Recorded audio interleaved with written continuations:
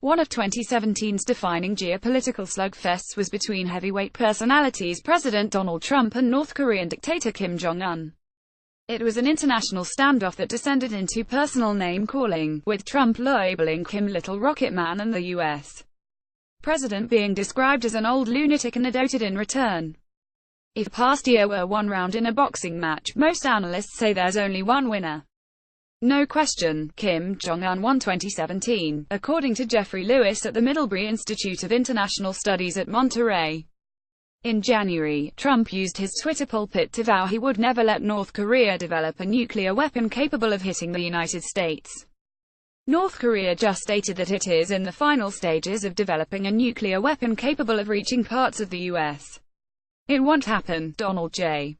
Trump at Real Donald Trump January 2, 2017. However, since then Kim has demonstrated large leaps down the road to achieving this goal.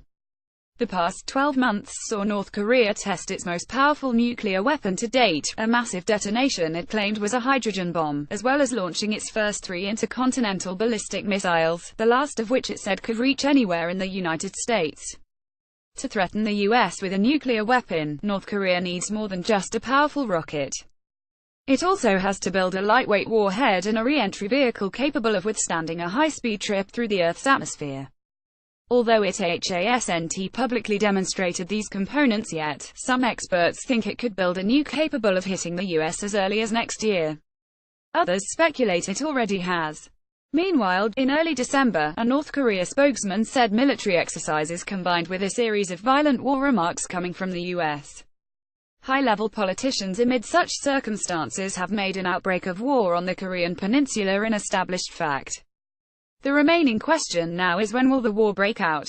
For all his bluster, Trump has seemed powerless to stop North Korea's technological march. Kim may be only a few tests away from having a weapon capable of wreaking unimaginable destruction, and that is a threat, not only to Northeast Asia, but to global peace and security, said Jean H. Lee, Pett Global Fellow at the Woodrow Wilson International Center for Scholars. North Korea is on the cusp of a nuclear breakthrough that has held the world in thrall, Lee added.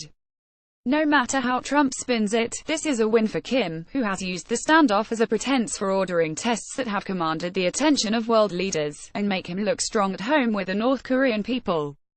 Most agree North Korea doesn't want to launch an unprovoked attack. Doing so would be suicide given the scale of the likely retaliation. But it could use its bombs as a deterrent to stop the U.S. trying to topple the Kim dynasty.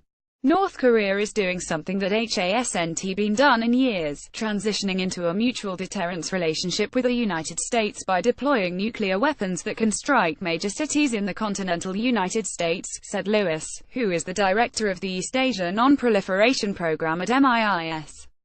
This is a really significant moment.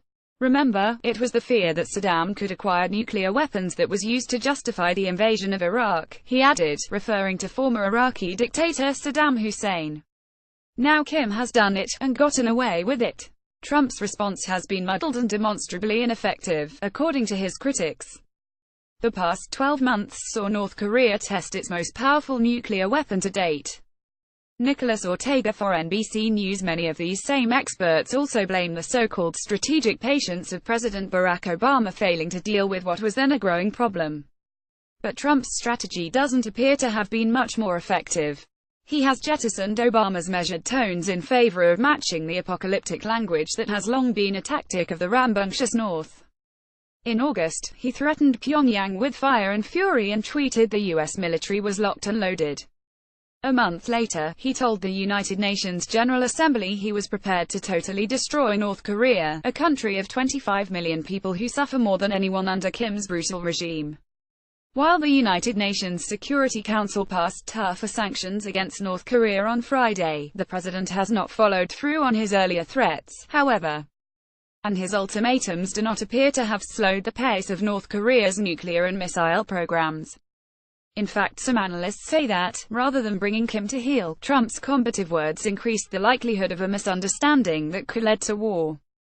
The fear is that North Korea, fresh from reading one of Trump's warlike tweets, could misinterpret training maneuvers by U.S.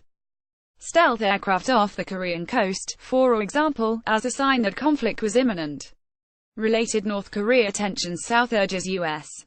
delay military drills ahead of Olympics with Seoul just 30 miles away from the Korean border. Any war would almost certainly result in catastrophic civilian casualties.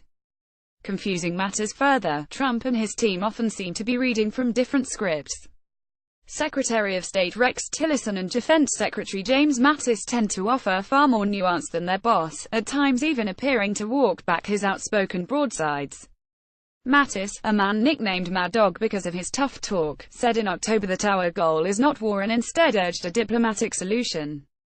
Tillerson, too, has suggested that the administration might be softening, revealing in December that we're ready to talk anytime North Korea would like to talk. Hours later, however, the White House issued a firmer statement reasserting that the president's views on North Korea have not changed. Washington has seemingly lacked a cohesive approach to the challenges North Korea poses, according to Christina Variale, a research analyst at the Royal United Services Institute, a London-based think tank commonly known as RUSI. This ambiguity, when coupled with the high tensions caused by regular testing by North Korea and inflammatory language on both sides, did raise the possibility of miscalculation that could lead to military action, she added. Some have speculated that Trump and Tillerson could be attempting some sort of good cop bad cop routine. Comment piece in Foreign Policy magazine argued that if this is true, the ambiguity of these mixed messages might actually cause Kim to test Trump's vague boundaries, increasing the risk of the young despot inadvertently overstepping the mark. Trump has claimed some success in convincing China, North Korea's largest trading partner, to rein in its rogue neighbor. Chinese President Xi Jinping has agreed to impose some sanctions and stopped buying North Korean coal until the end of the year. However, many are skeptical that China will push North Korea as hard as Trump wants. A collapse of Kim's regime could bring a flood of refugees to Beijing's doorstep, not to mention the possibility of U.S. troops stewarding a Western-backed, unified Korea. Any moves made by Xi are likely driven by his own aims rather than any desire to acquiesce to Trump's demands. While China is indeed concerned about an unpredictable and nuclear-armed North Korea, it also wants to stop joint military exercises between the U.S. and South Korea, as well as the U.S. missile defense system recently deployed to the region. Related, Trump's North Korea policy could trigger famine. Experts warn Trump and his team have called for China to impose an oil embargo on North Korea. Several analysts told NBC News that this would be almost impossible to implement. Even if it could be achieved, they said, it would more likely spark a famine than have any effect on the North's nukes. If the past year were one round in a boxing match, most analysts say there's only one winner. Nicholas Ortega for NBC News. Meanwhile, in Pyongyang's corridors of power, Kim appears to have strengthened his hand. He is suspected of orchestrating the assassination of his half-brother, Kim Jong-nam, during a dramatic incident at Kuala Lumpur Airport in February. On the flip side, he strengthened his inner circle in October by promoting his younger sister, Kim Yo-jong, to a top political post. Some commentators point out that Kim's short-term successes must be seen in context. Ultimately, he is the ruler of an impoverished, isolated and deeply repressive nation.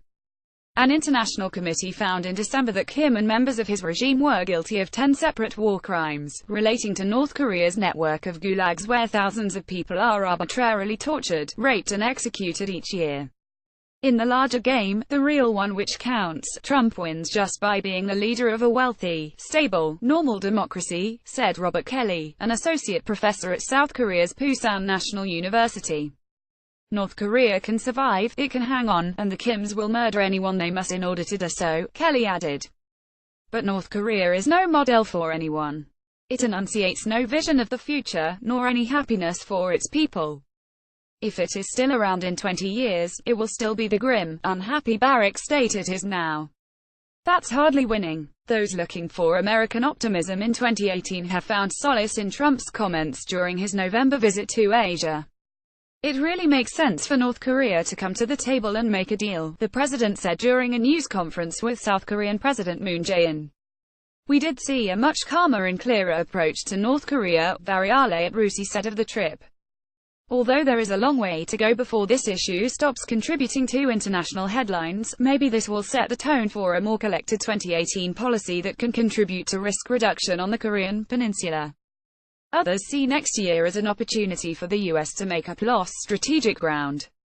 In November, Trump asked Congress for an additional $4 billion for missile defense on top of the initial $9.9 billion he had already requested. Now we're seeing an attempt by the U.S. to play catch-up, according to Thomas Carrico, a senior fellow at the Center for Strategic and International Studies, a think tank based in Washington, D.C.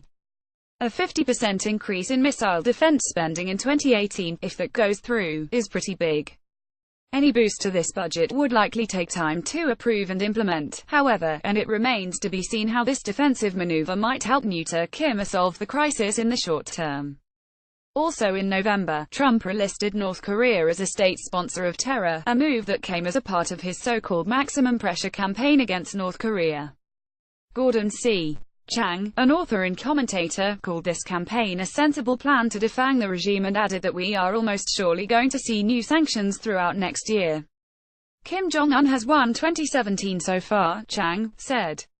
The Kimster, however, should not spend too long savoring the win. Donald John Trump this year has laid the groundwork to turn the tables in 2018. He added, so here's a prediction: 2018 will not so pleasant for the Kim family regime.